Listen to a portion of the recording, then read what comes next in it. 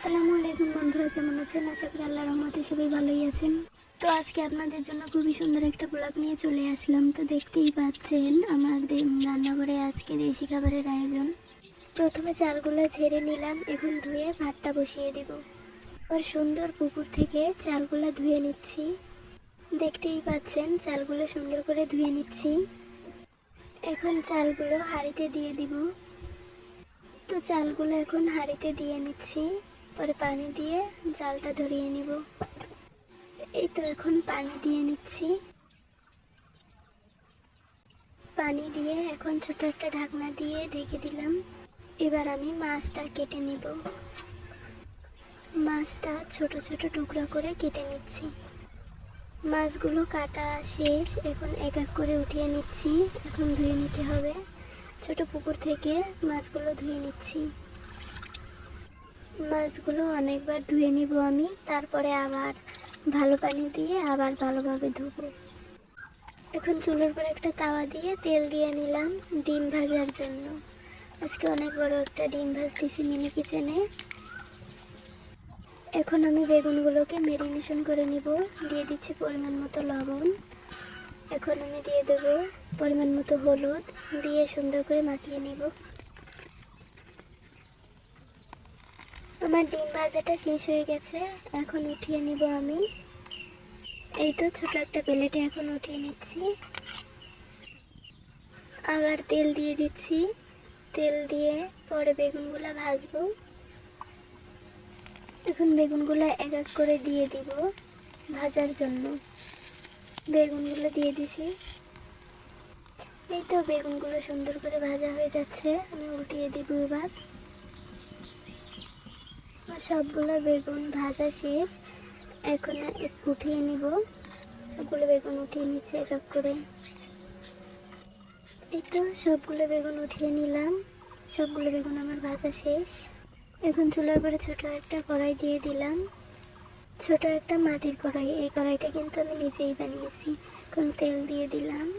তেল দিয়ে শাকটা ভাজি করবো তাই। এখন আমি পেঁয়াজ রসুনগুলো দিয়ে দিব। রসুনটা দিয়ে দিলাম, এখন মরিচগুলো দিয়ে পরে পেঁয়াজটাও দিয়ে দিলাম। সুন্দর করে নেড়ে পরে যখন ভাজা ভাজা হবে তখন শাকটাও দিয়ে দিব এর ভিতরে। এই তো পেঁয়াজ রসুনগুলো প্রায় ভাজা শেষ, এখন আমি শাকটা দিয়ে দিচ্ছি এর ভিতরে। দিয়ে নাড়াচাড়া দিয়ে ভাজা ভাজা হয়ে গেলে তারপরে নামিয়ে নিব। এখন ঢেকে দিলাম। এখন নাড়াচাড়া দিয়ে নিচ্ছি, ভাজা হয়ে গেলে পরে নামিয়ে নিব। ভাজা শেষ হয়ে গেছে, এখন এটা ছোট একটা গামলায় নামিয়ে নিচ্ছি। আবার তেল দিয়ে দিচ্ছি।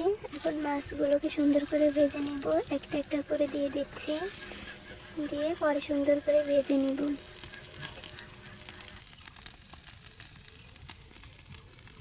মাছটাকে এখন উল্টিয়ে দিব। তো একটা একটা করে এখন উল্টিয়ে দিচ্ছি।